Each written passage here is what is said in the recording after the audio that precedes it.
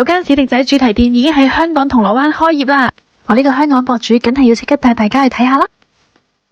呢間以史迪仔主題嘅特色店其實係 Miniso 名創優品嚟㗎。全店有2層高，但係叫得史迪仔主題店，梗係一入門口就全部都係史迪仔啦！好多毛絨公仔都好得意啊！當然唔少得嘅就係而家最興嘅盲盒啦，史迪仔盲盒都有好多款啊！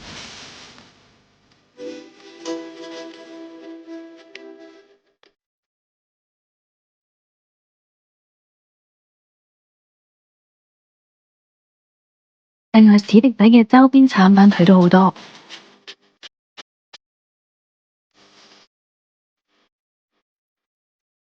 我又見到個好得意嘅史迪仔啦！粉絲們嚟到應該都會花多眼亂，樣樣都想要。